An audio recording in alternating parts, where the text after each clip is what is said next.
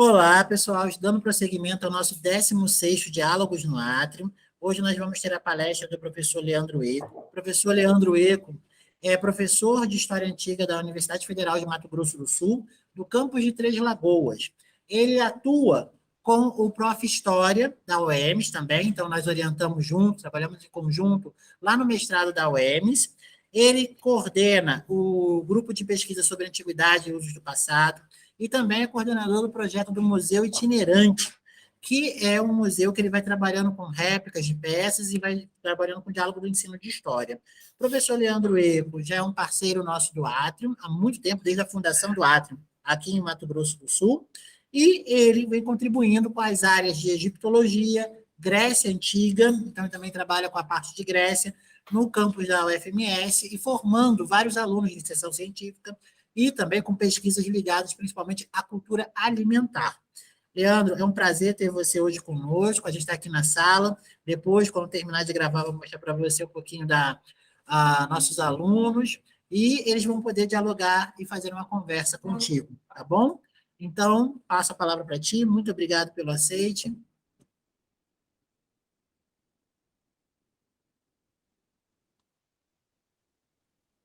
Tinha dado uma travadinha aqui. Não sei se foi aí ou se foi aqui. Como você está na UFMS, está sob suspeita, né? Você desligou o microfone? Agora desliguei, mas voltei a falar. Já abriu para minha fala? É que deu uma travadinha aqui. Sim. Bom, tá ok. Eu vou primeiramente compartilhar aqui minha apresentação.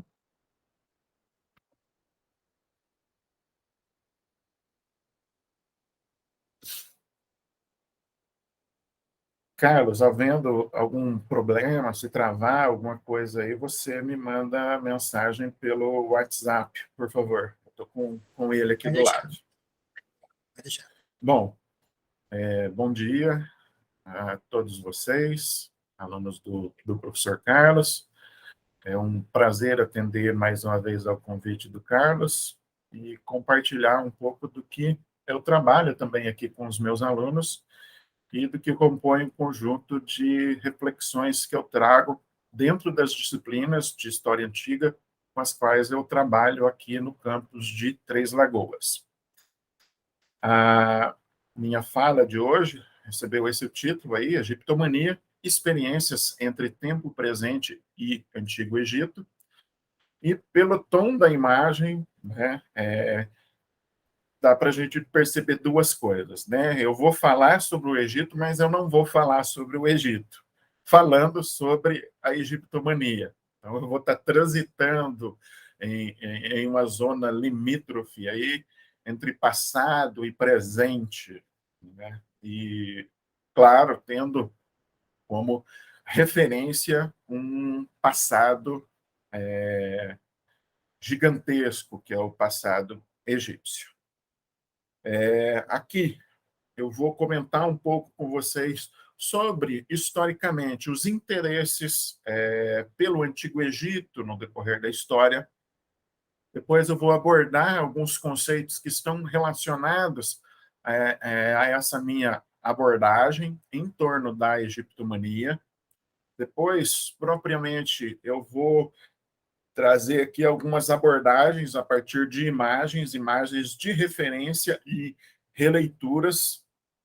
E aí, ao fim, a gente faz algumas breves considerações antes de abrir para os questionamentos. Bom, primeiramente, qual que é o meu interesse em estudar a egiptomania?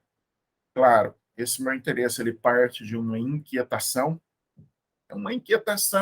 a partir daquilo que a gente vê na sociedade, no tempo presente, em todas as instâncias sociais, sejam elas oficiais, formais ou na vida prática das pessoas. Então, esse meu interesse pela egiptomania é um interesse que parte, né, da forma como qualquer pessoa na sociedade pode se relacionar com o Antigo Egito. Mas, claro, a partir do momento que eu sou um historiador, né, eu transformei essa minha inquietação em um objeto que foi problematizado, investigado, a partir do que eu ofereço a vocês algumas breves reflexões para a gente entender um pouco melhor sobre a egiptomania, sobre a nossa relação com o Antigo Egito. Além disso, a minha inquietação ela é oriunda, né, do fato que eu transitei por algumas instâncias místicas, de gnosticismo, né, durante uma fase bastante curta da minha vida, na qual eu também evidenciei, da mesma forma, uma relação com esse Antigo Egito, no sentido de se apropriar de ideias das percepções de mundo do Egito Antigo, criando, né, uma outra coisa bastante diferente do que poderia ser aquela ideia de referência original dentro da religião egípcia. Então, nesse sentido, partindo dessa minha inquietação, dessa minha experiência, essa minha observação, né, eu compreendi que esse era um fenômeno passível de historicização. E, nesse processo, eu também compreendi, historicizando a egiptomania, eu também percebi que, dentro de um processo de ensino e aprendizagem na área de história antiga, abordando temas sobre o Egito Antigo, o olhar sobre a egiptomania se transforma em uma ferramenta para que possamos fomentar, dar.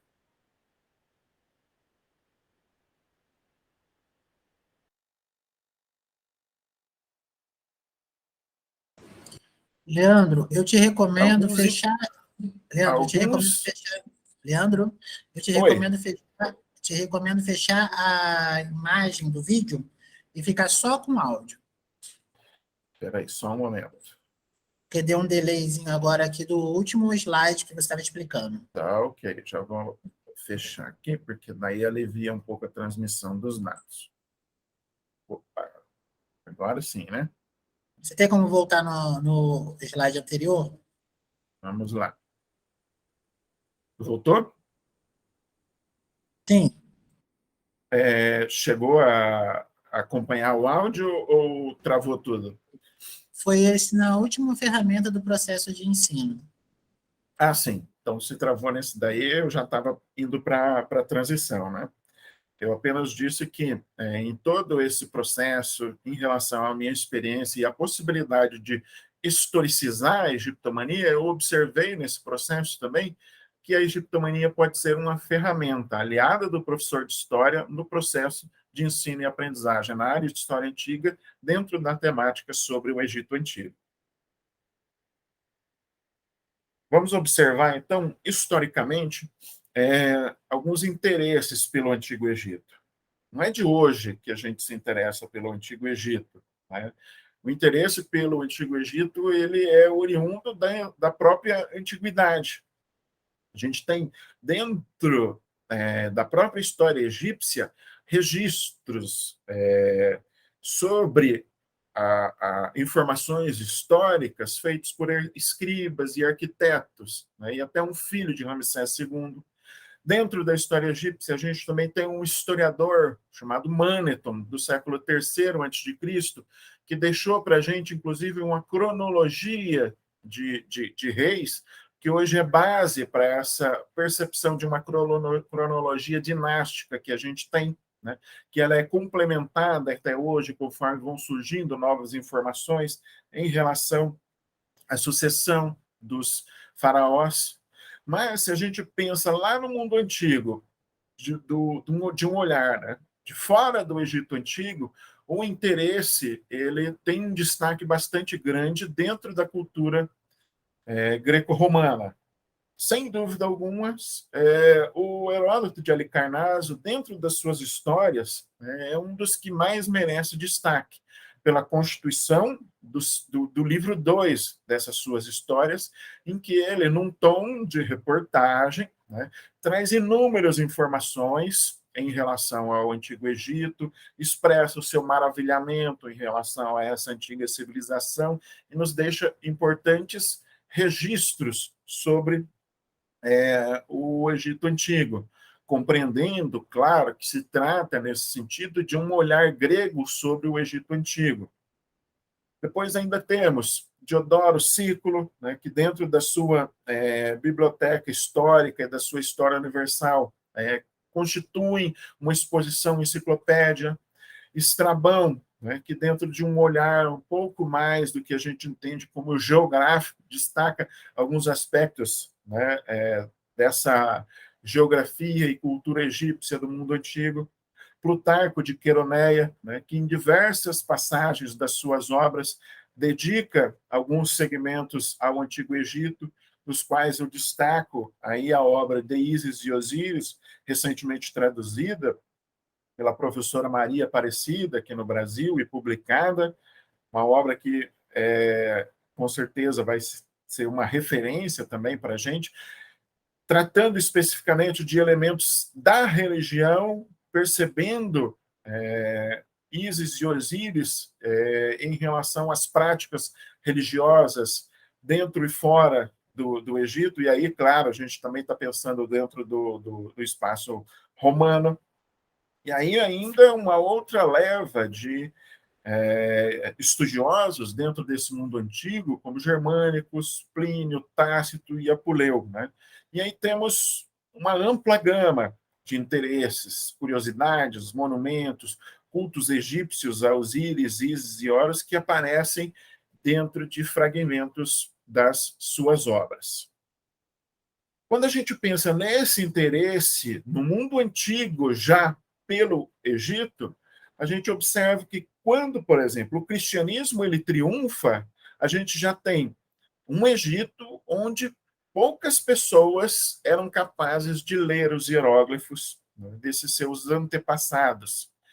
E aos poucos, né, o conhecimento que se tinha de inúmeras práticas já estão caindo dentro de um esquecimento. E esses primeiros cristãos, eles tinham um certo receio naquilo que vinham, nas imagens dos deuses, e, por vezes, destruíam essas imagens, recobriam essas imagens com reboco, porque viam nessas imagens algum tipo de ameaça, como se fossem cortes de demônios prestes a atacá-los. Por sua vez, os muçulmanos eles tentaram compreender um pouco esse mistério, mas eles também tinham uma certa salvaguarda em relação a essa cultura antiga e, obviamente, né, depredavam também quando isso parecia para eles algum tipo de ameaça. No decorrer, né, da história, com o processo que a gente conhece como cruzadas, essa ideia de peregrinações a lugares santos levou uma nova luz, né, à curiosidade ocidental em relação a essas civilizações que compõem temáticas bíblicas. E, nesse sentido, obviamente, o Antigo Egito ele aparece aos olhos dos peregrinos na sua monumentalidade. Entre os séculos 17 e 18, a gente tem um conjunto de coisas, de revoluções acontecendo no mundo moderno, principalmente aquilo ligado ao desenvolvimento da ciência, as viagens em nome da ciência, né? O século XVIII ele é considerado um século de descobertas, e entre essas descobertas a gente tem descobertas arqueológicas, de uma arqueologia que ainda vai se fazer como ciência, e aí o Egito, esse Egito em meio aos turcos, desperta curiosidade, né? Tudo aquilo que está às margens do Nilo transborda em exotismos aos olhos daqueles que habitam ali e, principalmente, aos olhos dos europeus que começam a transitar por ali. E a fauna e flora exuberantes desse Egito moderno salta aos olhos dos ocidentais dos europeus. Mas, é claro, junto à fauna e flora, outra coisa começa a chamar muito a atenção da Europa, que propriamente está ligada ao Antigo Egito, né?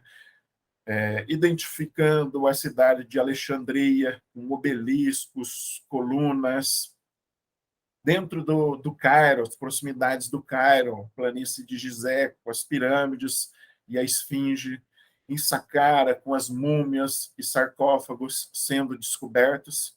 E aí, nesse contexto, também entre o século XVII, XVIII, finalzinho do XVIII e começo do XIX, a gente tem inúmeros viajantes percorrendo esse espaço egípcio e construindo descrições sumárias com um verdadeiro folclore acerca dos monumentos do Antigo Egito. A gente tem, nesse contexto, né, o Sicard, que é um dos responsáveis pela construção de uma arqueologia científica,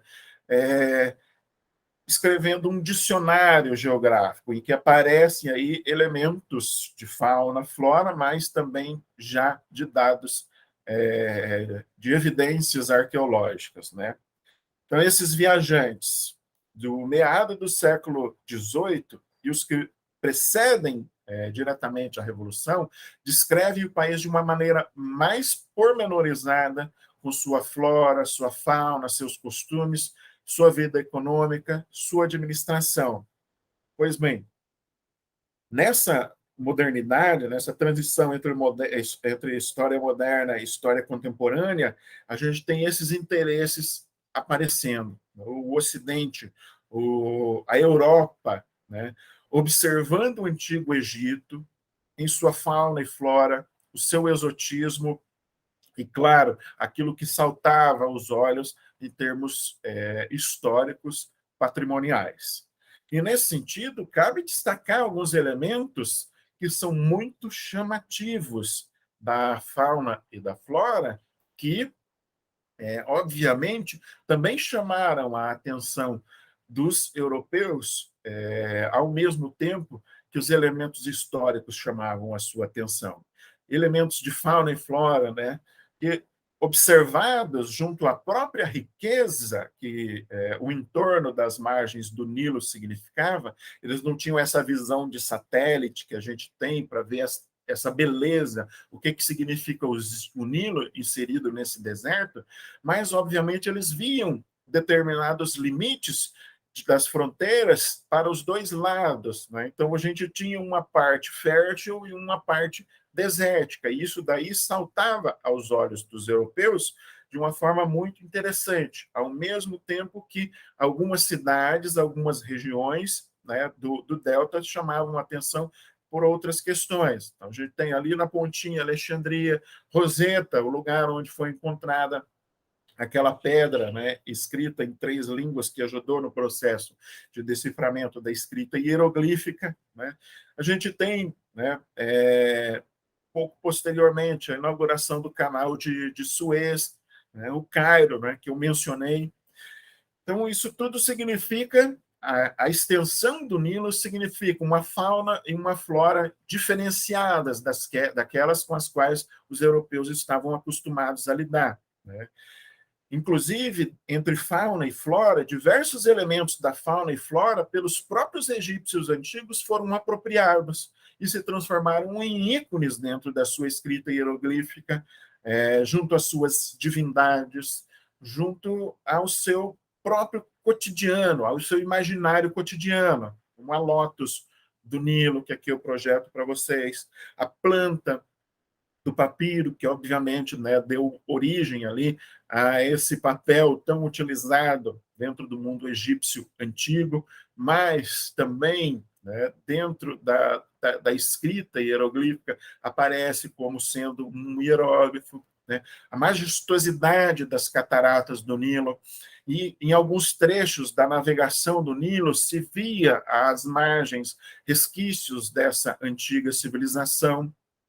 O rio Nilo, em sua exuberância e seu exotismo, chamou, então, a atenção dos europeus de uma forma bastante assinalada, né? Aqui temos uma representação, né, de um abutre, né, que permeava ali o contexto da fauna às margens do Nilo, né? O próprio crocodilo do Nilo, com o seu porte, né? O seu tamanho, e aquilo que representava em termos de uma fauna extremamente exótica e agressiva, né? Chamava a atenção. Obviamente, os hipopótamos também entram nessa composição de exotismo, exuberância junto ao crocodilo, né? E o hipopótamo, inclusive, vai permear o imaginário egípcio, se constituindo enquanto uma das principais divindades antroposomórficas, né? O pássaro ibis, associado à figura de Tote, à escrita e ao conhecimento, o arminho, né? A serpente, que vai, né, adornar, inclusive, as vestimentas, e também vai aparecer dentro da escrita hieroglífica, né? E esse peixinho que todos vocês talvez conheçam e já tenham comido ele, né, que é a tilápia, né? Ela é oriunda do Nilo e hoje praticamente compõe dentro da nossa alimentação uma espécie de frango d'água, né? Porque a gente cria tilápia igual a gente cria frango dentro das granjas, né? E alguns outros peixes, como no caso da perca do Nilo, né, que pelo seu tamanho, pelo seu porte, né, chamava e ainda chama a atenção dos europeus de uma forma interessante, como nessa imagem, né, que a gente tem um biólogo de pesca radical, que é o Jeremy Wade, aí, ostentando essa sua perca do Nilo aí de muitos e muitos quilos de peso.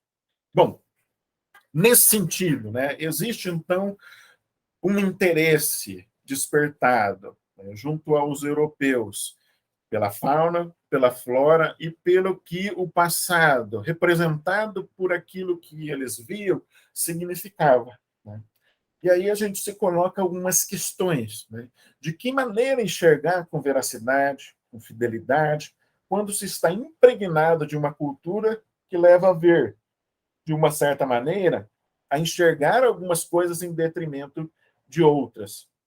O que a gente tem é uma cultura antiga que, aos olhos dos europeus, em uma perspectiva judaico-cristã, está se mostrando. Mas como enxergar essa cultura? Como decifrar? Como decodificar essa cultura? E nos diz ali uma inquietação de Sicard, citada por Serge Sauerhon, num livro sobre egiptologia. Abro aspas. A toda volta das colunas de Aquimunem corre uma frisa repleta de nichos em baixo relevo e de mistérios hieroglíficos.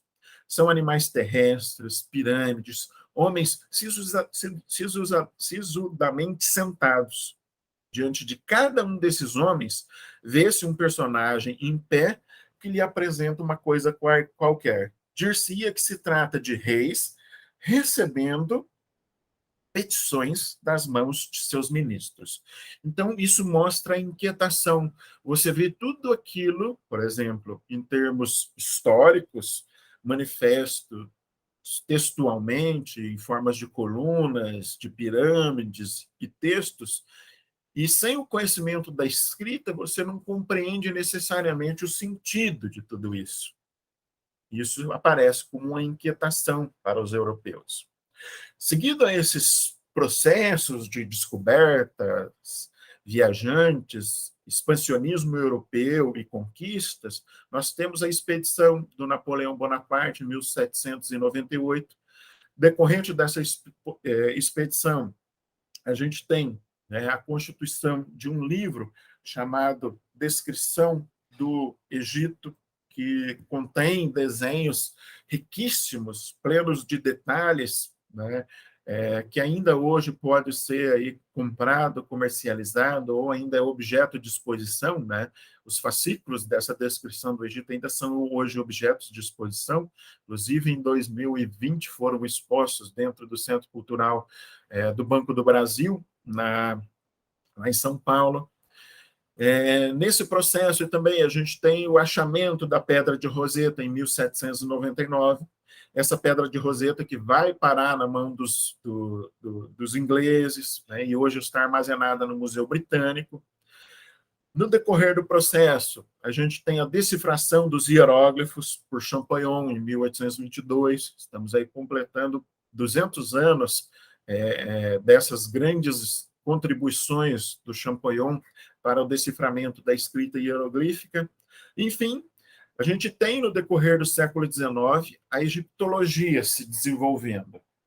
Mas antes disso, por milênios, o Antigo Egito já trazia para si uma grande atenção.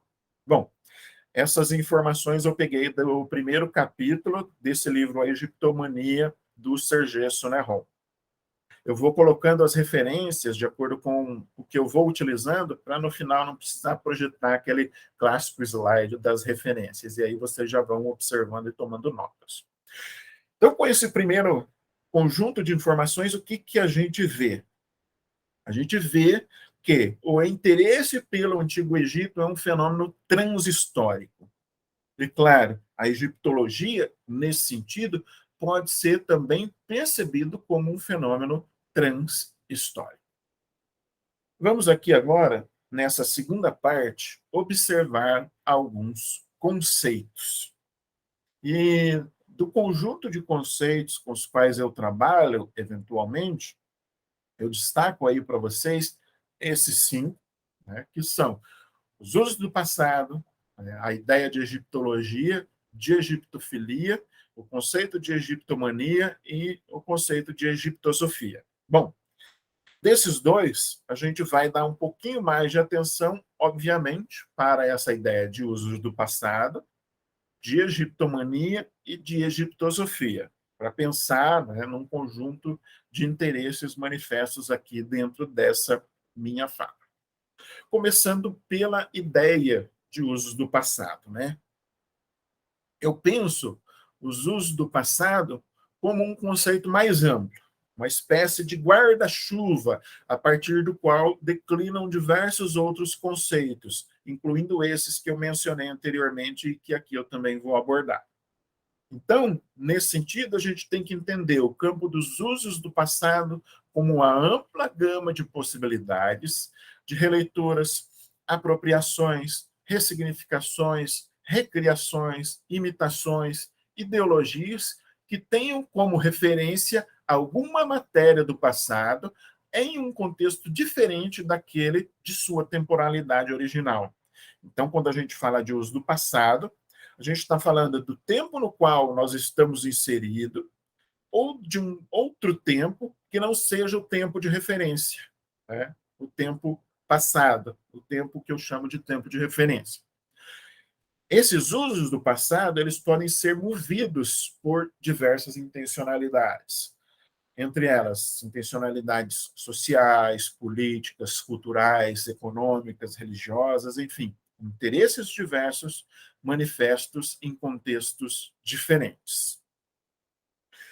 Isso tem que ser problematizado, né? Então, a gente tem que entender, primeiramente, que o passado é algo que está presente em todas as partes, né?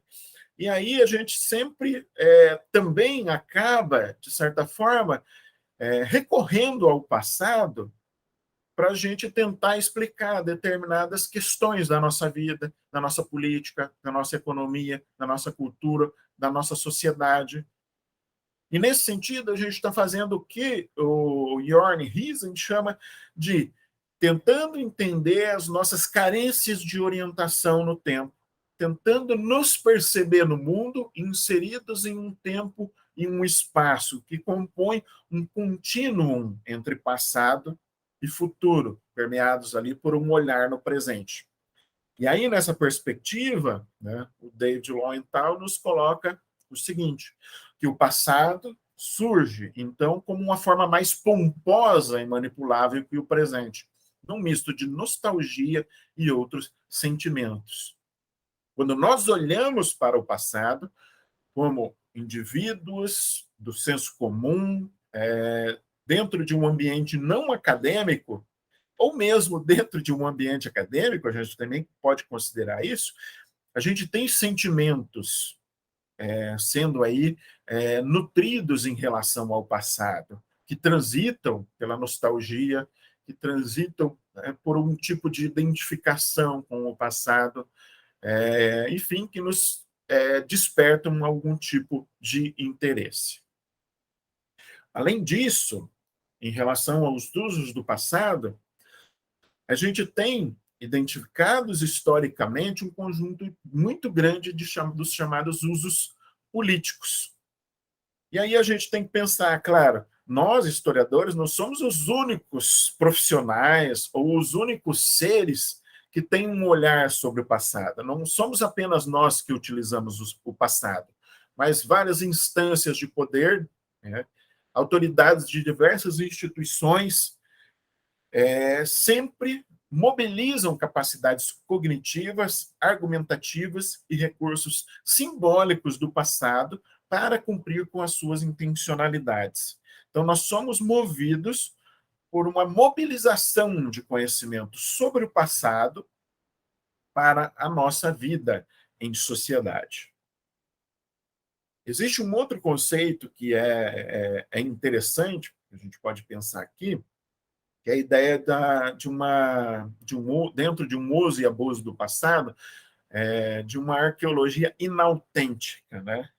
O Troy Lovata, né, nos diz ali que o inautêntico ainda pode ser significativo para as pessoas envolvidas com o passado. Então, esses usos do passado, falsificações sobre o passado, podem ser percebidas também como uma forma de se relacionar com esse passado. E mesmo não sendo um passado autêntico, mesmo não sendo um objeto autêntico, sendo um uso dentro da sociedade contemporânea, representa alguma coisa interessante de ser investigada. E aí ele continua. No entanto, artefatos e locais autênticos são diferentes de falsificações arqueológicas, fraudes, réplicas e recriações. As diferenças variam, porque nem todas as arqueologias inautênticas são iguais. Existe a questão da intencionalidade, né? Por que você recria o passado? Por que você constrói réplicas? Por que você estabelece usos do passado? Então, essa intencionalidade pode nos mostrar mais ou menos valor, né, em relação ao passado, mas deve ser investigado da mesma forma. Por quê? Por exemplo, se eu construo uma réplica de um artefato arqueológico para um fim didático, educacional, né, eu tenho uma intencionalidade. Se eu tomo, por exemplo, do pensamento antigo, de autores antigos, determinados pensamentos para justificar ideologias contemporâneas, aí eu tenho um outro tipo de uso, que da mesma forma tem que ser investigado, né, mensurado no sentido da sua intencionalidade. A gente também tem uma outra perspectiva interessante, como a gente está pensando sobre o Antigo Egito, inserido dentro de um Oriente próximo, que é essa ideia de orientalismo do Eduardo Said. Por quê? Essa percepção que contemporaneamente se construiu sobre o Oriente, e nesse sentido, vamos pensar no nosso recorte, o Oriente Próximo, é uma invenção europeia, né? Que aparece aí, né, como um lugar de romance, de seres exóticos, de memórias, de paisagens obsessivas, de experiências notáveis. A Europa, então, constrói um olhar sobre o Antigo Oriente, sobre a cultura egípcia, aí decorrente de um processo transhistórico, né, que dentro do século XIX tem um significado bastante grande da forma como a gente recebe esse olhar sobre o Oriente, né? E claro, isso daí ainda dentro da forma como vastamente a sociedade olha para o Egito Antigo, ainda existe. As pessoas ainda olham com esse olhar sobre o exotismo, sobre alguma coisa estranha, sobre alguma coisa maravilhosa. Isso vai aparecer depois em uma lista de sentimentos, sensações, ideias relacionadas à forma como a gente olha para o Antigo Egito, recebe o Antigo Egito hoje, contemporaneamente. Avancemos. E também, quando a gente fala sobre o Egito Antigo, uma ideia que eu acho muito interessante é essa ideia de consumo. Por quê? nós consumimos o Antigo Egito. O Antigo Egito se transforma em um produto com o qual nós temos múltiplas relações. Porque o Antigo Egito está presente na nossa vida contemporânea, está presente em todas as faixas etárias. Né? O turista que vai no Antigo Egito, né, ele está consumindo, de certa forma, esse passado antigo. A gente tem o Antigo Egito no cinema, como inspirações para a ópera, em publicações, entre material acadêmico e popular, do científico ao romance. Temos celebrações espalhadas pelo mundo que olham o Egito Antigo como uma terra de mistério, encantamento e fantasia. Enfim, o Antigo Egito ele é uma coisa viva, né? Aparece na arquitetura, e uma ida nossa ao museu, na aquisição de lembrancinhas e reproduções, né? No design, no apelo perpétuo que a gente tem em relação às múmias, né? Enfim, o Egito ele constitui um coadjuvante, né? E frequentemente objeto de marketing numa sociedade de consumo. Então, existe um apelo imemorial do Egito, né, dentro da psicologia também, daqueles que sucumbem à ideia e interesse, né, relacionados à magia. Indo para um segundo conceito, né, que aqui eu abordo mais brevemente, né, e a gente tem que definir muito bem essas áreas, esses conceitos e os interesses, né, dessas áreas e desses conceitos. A egiptologia, é claro, né, que é necessariamente essa complexa ciência que aborda temas relacionados à cultura egípcia antiga, né. Essa área da egiptologia ela é, por natureza, multidisciplinar, interdisciplinar e transdisciplinar, dependente do conceito que vocês queiram entender, né? Enfim, e também ela, né, a área da egiptologia, ela fomenta os imaginários. Quando a gente pensa na egiptologia, a gente pensa em arqueólogos, egiptólogos, um historiador especialista nessas áreas, enfim, a gente cria figuras sui generis, né, dentro das nossas cabeças a partir do que a gente quer entender por egiptologia. A egiptofilia, já, por sua vez, diz respeito a um gosto, né, pelo exotismo e pela posse de objetos relativos ao Egito Antigo. Aqui a gente pode entender uma ideia de colecionismo, né? Aquela ideia de que lá entre o século XVIII, XIX, e claro, século XX, e eu acredito que isso ainda seja possível, né? Pessoas comprando artefatos originais para colecionar, né? Pelo exotismo, pela vontade de ter posse, né? De um objeto, de uma cultura tão significativa. E aí chegamos a um terreno também bastante complexo, que é o terreno em torno da chamada egiptosofia, né? A egiptosofia é uma ideia que nos remete ao fato de uma compreensão, né? Em torno de que toda a sabedoria hermética existente na sociedade, aquela sabedoria para iniciados, não estamos falando aqui de cultura judaico-cristã, mas estamos falando de outras questões mais complexas, teria a sua origem dentro do pensamento egípcio, né?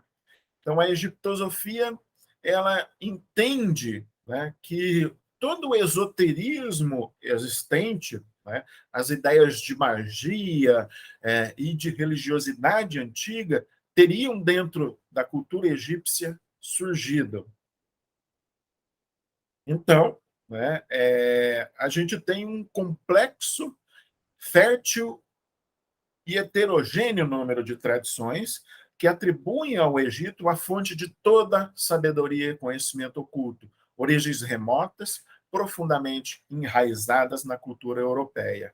Então, a mãe desse sistema de sabedoria e a pedra angular da egiptosofia é o hermetismo, uma doutrina relativa à divindade e elevação espiritual do homem, por um caminho iniciático cheio de conteúdos e práticas mágicas egípcias. E claro, aqui a gente pode entender, né, desde a gnose, a teosofia, a maçonaria, a Ordem Rosa Cruz, alguns segmentos da chamada Nova Era, né? Entre outras possibilidades, e, claro, o quenetismo. Né? E aí chegamos, né, ao conceito, né, que dá nome a essa minha fala, a essa minha exposição de hoje, que é o conceito de egiptomania. O conceito de egiptomania, ele foi divulgado no Brasil pela professora Margarete Barros, que foi professora lá da PUC do Rio Grande do Sul, né? E atualmente estava atuando dentro do programa de pós-graduação em História da Universidade Estadual de Londrina, né? Mas ela traz esse conceito, né, pensado a partir do Jean-Marcel Humbert, dentro da França. E nos diz lá, né, em um trecho desse Visões Modernas do Mundo Antigo, sobre a egiptomania, a Margarete Barros. A egiptomania, segundo Jean-Marcel Humbert, é bem mais do que uma simples mania. Consiste no empréstimo dos mais espetaculares elementos da gramática de ornamentos que se constituía na essência original da arte do Antigo Egito. Esses elementos decorativos são, então, trazidos novamente à vida através desses usos. Então, nesse sentido, e além de tudo, ela fala, né, não é uma simples mania, é um empréstimo desses ícones do Antigo Egito. Né? E também isso daí, né, em continuidade, pode ser compreendido dentro da história do gosto, porque o gosto ele também tem uma relação com a forma como a gente lida com o Egito Antigo, porque nós também podemos falar, não, eu gosto, né, do Antigo Egito, por isso que eu faço questão de estudar e de consumir coisas relacionadas a essa cultura egípcia antiga. Então, em continuidade, a egiptomania ela é um todo que responde, através de modas, épocas e países, a uma grande preocupação, agarrar-se ao passado no que é mais belo e mais maravilhoso. Então, o que é mais belo e maravilhoso desse passado? A cultura egípcia antiga. E por isso a egiptomania ela existe. Passemos agora a um terceiro momento da minha fala. E aqui nós vamos falar sobre motivações. Que inquietações me levam a estabelecer uma relação com o passado egípcio antigo e querer tornar esse passado egípcio antigo presente. Depois, nós vamos observar algumas imagens de referência que são responsáveis por um conjunto bastante significativo de apropriações, releituras, ressignificações dentro do campo da egiptomania. Depois, nós vamos ver rapidamente um conjunto bastante grande e significativo de outras imagens, mas já em outros contextos, manifestações de uma egiptomania ou do interesse pelo Antigo Egito em diversas formas e linguagens. Então, vamos por partes nesse terceiro item. Eu coloco aqui uma inquietação que a professora Margarete Barros, dentro do seu livro, né, sobre Egiptomania no Brasil, publicado em 2004, coloca para a gente, logo no começo.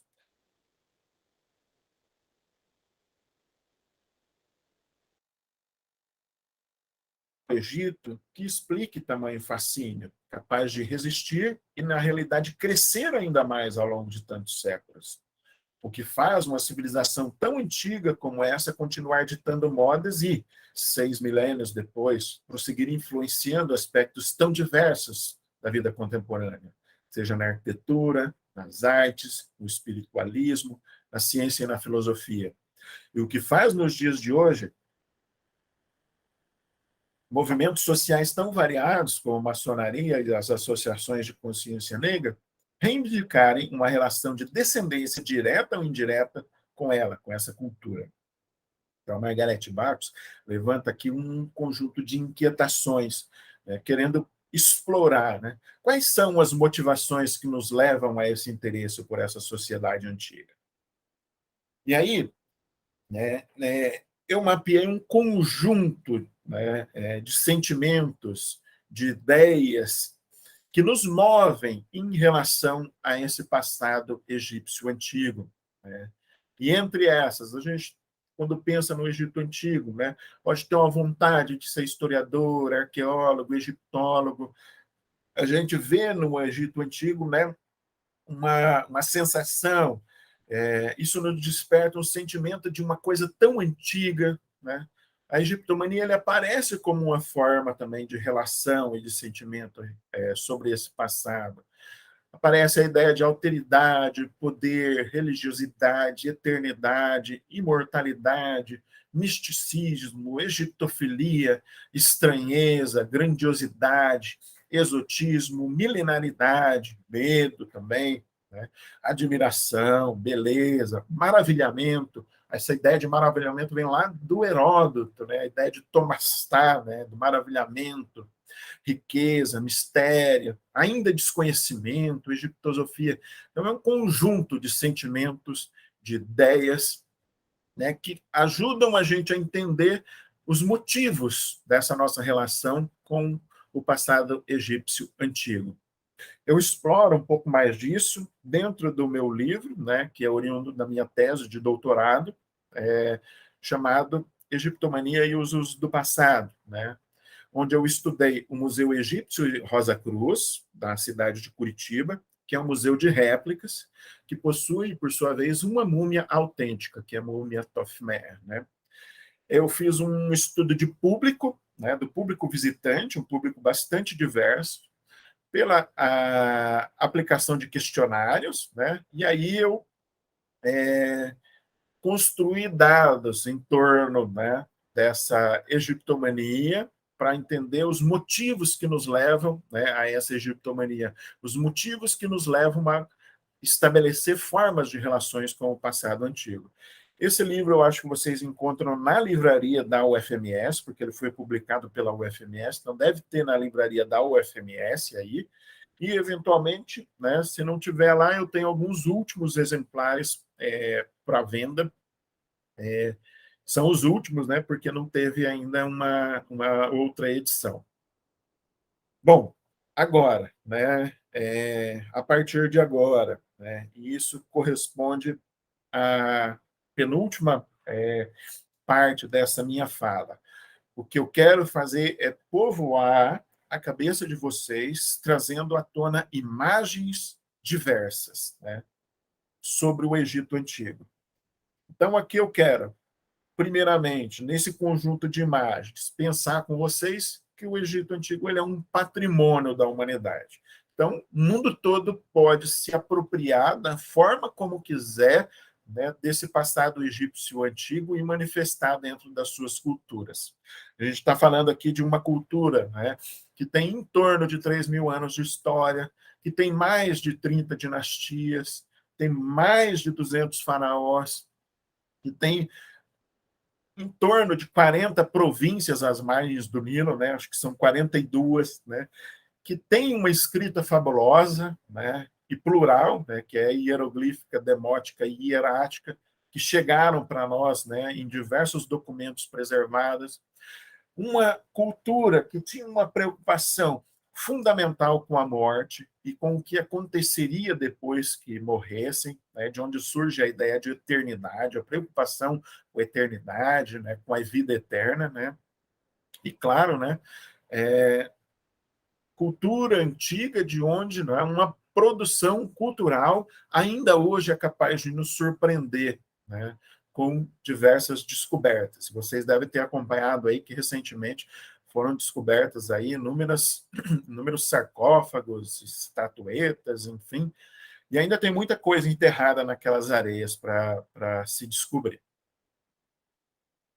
Então, aqui, né, nessas imagens que eu vou colocar para vocês observarem, aí a gente vai olhando essas imagens um pouco mais rapidamente, são muitas imagens, a gente vai olhando elas rapidamente, e eu vou comentando algumas delas rapidamente também. A gente vai passar por algumas imagens de referência. Imagens de referência, então, são imagens do mundo antigo, da cultura egípcia antiga, né, que servem de referência para a constituição de imagens que representam outras intencionalidades. Bom, imagens de referência. Quando a gente pensa em Antigo Egito, né, a gente pensa no Nilo, a gente pensa nas pirâmides, né, de Quéops, Khafre e Miquerinos, a gente pensa na planície de Gizé, a gente pensa na Esfinge, no Vale dos Reis, no Templo de Luxor, em tudo isso que, em termos de cultura material, essas imagens significam, de grandiosidade, mistério, admiração.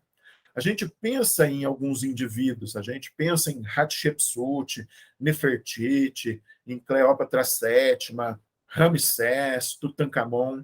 Então, a gente pensa em sujeitos, e esses sujeitos eles têm uma relação com o poder, têm uma relação com beleza, têm uma relação com aquilo que dentro, né, do que a gente conhece lá no mundo antigo, eles significaram dentro da cronologia das dinastias, como alguns dos indivíduos sobre os quais a gente mais tem informações, né? Então, ainda diga-se de passagem, aquilo que se explora sobre Nefertiti, né? Sobre a sua existência, sobre a possibilidade de se ter encontrado a sua múmia, sobre o seu significado do ponto de vista estético, né? A Cleópatra, enquanto uma mulher, né, com um certo empoderamento, né, sinônimo de inteligência, né? Tutankhamon e os achados, né, da sua tumba, que também completam em 2022 100 anos, né, de uma exuberância muito grande nesses achados. E o Ramsés, né, o Ramsés, que tem uma anedota até interessante, que quando a múmia dele foi para a França, né, tiveram inclusive que fazer o passaporte dele, né, porque se trata de fato no transporte de um homem, né, de um corpo, de um defunto, né, de um morto, né. Quando a gente pensa no Egito Antigo, em termos de imagem de referência, a gente pensa em textos das pirâmides, aqueles textos lá das primeiras dinastias, das primeiras épocas da história egípcia, né? A gente pensa nos textos dos ataúdes, né, que deram origem a essas crenças funerárias que foram depois condensadas nas várias versões dos livros dos mortos. E, obviamente, quando a gente pensa em cultura egípcia antiga, o Livro dos Mortos, né, que fala sobre os protocolos a serem cumpridos, né, para a travessia rumo à eternidade, rumo ao campo dos juncos, né? Os seres envolvidos nesse processo, nessa travessia, aparecem aí manifestos como Maat, né? O salão, né, do juízo, né? A figura de Anubis, Amute, Tote, Horus, Osíris, né? Aparecem aí sempre permeando o nosso imaginário em relação a esse mundo antigo. E, claro, a Pedra de Roseta também permeia o nosso conjunto de imagens referenciais sobre o Egito antigo. Além disso, a escrita hieroglífica, ela permeia o nosso imaginário. A gente vê esses ícones com significados profundos dentro da escrita hieroglífica e, às vezes, mesmo sem entender, a gente vai lá em textos, em imagens e quer reproduzir algumas dessas imagens em tatuagens ou qualquer outros lugares, né, para utilizar de uma forma diferente, né? E entre esses ícones, esses símbolos, né, em maior destaque aparece aí o Ankh, né, e o olho de Horus, né, que são objeto de inúmeras tatuagens aí. As pessoas adoram, né, fazer tatuagens com esses objetos, né, o olho que tudo vê, ou essa, né, cruz da vida. E claro, né, as divindades egípcias chamam muito a nossa atenção. A iniciar, né, por exemplo, pela Enéade Heliopolitana, né, que é o que eu projeto, né, nessas duas primeiras lâminas. Né. Então, Atum, Shu, Tefinu, Geb e Nútil aparecem dentro do nosso imaginário, das nossas apropriações, releituras, recriações. Osíris, Ísis, Sete e Néftis também são presentes né, enquanto essa Enéade heliopolitana. E, além disso, claro, Horus, Anubis, Tote e Maat, né, aparecem como algumas das divindades principais. E, além disso, algumas outras, né, inclusive contemporaneamente, têm chamado muito a nossa atenção, como Bastet, Taweret e Amut, né, dentro do imaginário.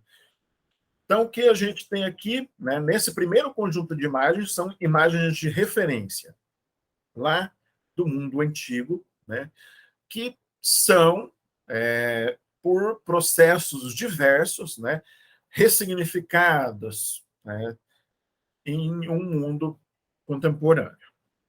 Agora vamos observar um outro conjunto de imagens, né, que manifestam outras intencionalidades, né, que tem um motivo, que é aquele de transformar o Antigo Egito em alguma coisa presente, de alguma forma. E a gente encontra essas imagens na arquitetura, na decoração, em vestimentas, maquiagens, indumentárias, tatuagens, livros, revistas, filmes, documentários, músicas, clipes, charges, brincadeiras, desenhos diversos, objetos diversos.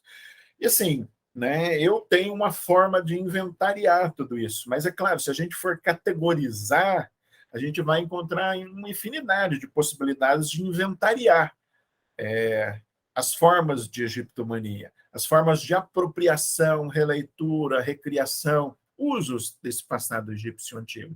Mas aqui vamos observar um conjunto delas, né? Dentro da arquitetura e decoração, as representações de prédios, né, em formato de pirâmide, né, ou outros formatos, né, que remetam à antiga civilização egípcia, né? Essa ideia, né, de relacionar o Egito dentro dos cemitérios, né, a vida eterna ou alguma outra coisa, né? Dentro de lojas maçônicas, né, eventualmente isso aparece. Nesse caso, essa imagem é de uma lógica maçônica da cidade de Coxinha, aqui no estado do Mato Grosso do Sul, né, que aparece aí, né, em termos de representação da cultura egípcia, né, essas figuras antropomorfas, né. Os obeliscos, como um marco, um sinal de memória, também são muito recorrentes ao redor do mundo. E entre os Estados Unidos, né, América do Norte como um todo e América do Sul, né, temos inúmeras de ocorrências desses obeliscos, né, das formas mais sofisticadas às formas menos sofisticadas, né? Essa ideia de colocar em evidência alguma coisa que remeta a esse antigo Egito, né, em uma perspectiva, né, exterior ou interior, né, em termos de decoração. Aqui a gente tem a Ordem Rosa Cruz, né, grande loja da língua portuguesa que fica na cidade de Curitiba, que tem prédios com esse tipo de decoração que vocês estão vendo, né, toda pautada dentro da cultura egípcia antiga, né? Esses hieróglifos distribuídos aí não necessariamente querem dizer que possuem uma semântica, né, um significado, mas estão aí compondo, né, uma ilustração. Se a gente observa vestimentas, maquiagens, indumentários e tatuagens, a gente também vê muitas recorrências. Não tem uma grande festa fantasia em que não apareça alguém fantasiado, né? Os delineados, né, inspiradas no olho de Horus, né? As fantasias, né, de faraós, né, sempre são presentes dentro das festas da fantasia. As tatuagens, como eu mencionei, inspiradas em alguns dos principais ícones da cultura egípcia, né, aparecem mais ou menos sofisticadas, né? Então, o Ankh, né, o Horus, Geb e Nut, leituras, né, de Tutankhamon, né. Em outros campos, a gente vê entre livros, filmes, músicas, clipes, documentários, a presença da cultura egípcia manifesta, né? Livros que podem ir do acadêmico ao não acadêmico, mas, de qualquer forma, vários públicos, mesmo o material sendo acadêmico, têm interesse por esses itens, né? Então, a gente tem, né, contos relacionados ao Antigo Egito, edições daquela descrição do Egito que eu mencionei, oriunda da expedição de Napoleão, que podem ser reeditadas, né? Teve uma época aí, né, entre a década de 70 e 80, que se tinha um misticismo em torno das pirâmides, como que se elas fossem canalizadores de energias cósmicas, né? E aí surgiram algumas publicações relacionadas à energia das pirâmides, né? O próprio livro da Margaret Bates entrou em um contexto em que, apesar de ter sido escrita por uma autora do meio acadêmico, atraiu o olhar de outros públicos curiosos. Até dentro desse livro, né, tem outros autores que também escrevem sobre outros temas que são de interesse, né, entre o mundo acadêmico e o mundo não acadêmico, né? Livros de Rick Riordan. Quando a gente fala, né, de deuses, faraós e poder, inclusive você coloca o título disso no seu livro, obviamente, uma pessoa que não está no mundo acadêmico vê esse título dentro da estante, na livraria, ela pode ir lá e comprar, mesmo sendo um livro acadêmico, né? Lá das obras de Shakespeare, né, a gente tem isso também manifesto, né, dentro da literatura. Se a gente vai em uma banca de revista, dificilmente a gente não vai encontrar uma dessas revistas de popularização do saber que tem algum tipo de reportagem sobre o Antigo Egito, né? Uma matéria sobre o Antigo Egito. Muito difícil não ter essa referência. Quando a gente vai para o mundo da música clássica, né, com Giuseppe Verdi, a gente tem a ópera Aida, né, toda egipcianizada nas suas representações mais significativas e pomposas, mas a gente também tem a flauta mágica do Mozart, né, como um ritual de iniciação, em alguns segmentos, né, se passa aí dentro de um templo egípcio, inclusive com saudações a Ísis e Osíris. Se a gente vai para o mundo do rock, a gente também vai encontrar isso daí. Aqui eu destaco o álbum, né, do Iron Maiden, né, que faz essa releitura e essa mescla entre pirâmide, esfinge e divindades, mas que não só nesses elementos iconográficos apresenta isso, mas também dentro, né, da música Power Slave. A gente tem referência a Horus, a um Osíris ressuscitado. Então, a gente pensa, por exemplo, no Nightwish, né? A gente tem dentro do Nightwish algumas músicas que também fazem menção à cultura egípcia antiga, né? Mas, claro, o Iron Maiden explorou isso no álbum Power Slave de uma forma muito interessante, né? Em diversos elementos da sua arte visual, isso daí aparece bastante destacado. Um magnífico clipe, né? Pleno de elementos visuais da Katy Perry, né? Da música Dark Horse, do álbum Prisma, se não me falha a memória, né?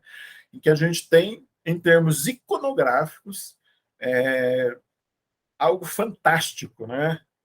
Toda uma exuberância de empoderamento feminino com o final de uma Katy Perry aí em formato de Isis, né? Mas no decorrer da música a gente não tem necessariamente uma menção à cultura egípcia antiga, mas a gente só tem uma menção ao mundo antigo, que é o Make Me a Aphrodite, faça-me uma Afrodite, né? Que está falando de uma outra cultura. Apesar de, por vezes, a gente, né, observar as origens de Afrodite, né, a partir do Heródoto, dentro da cultura egípcia antiga, né? Objetos diversos do mundo contemporâneo que permeiam aí o nosso cotidiano, né? Entre decoração, brinquedos, objetos, né, de uso pessoal, pós-mágico, né, de múmia, né? Se você vai para o Egito e tem um ingressinho lá, você leva um pouco do Egito também para onde você vai. Um Lego em formato de um Osíris, né? um boneco em formato de múmia. Você vai tentar a sorte lá na lotérica, eventualmente você pode acabar se confrontando com a imagem dessa. Você pode querer comprar um narguilé, né, com um formato egipcianizado, né, um souvenir. Se você vai no cassino, você pode se defrontar, né, com uma máquina de azar ali, fazendo referência. Você pode ter um jogo de xadrez egipcianizado. No mundo das brincadeiras e do charge, a começar por essa da revista Ilustrada, né, mostrando um faraó, Dom Pedro II, Dom Pedro II egipcianizado, né, com esse Menés aí, né, parecendo entre um faraó e uma esfinge, em charges que foram recorrentes dentro de revistas e jornais entre Mubarak e o Sarney, né, com menções à múmia, sarcófago. Mubarak foi um governante que ficou 30 anos no poder, né?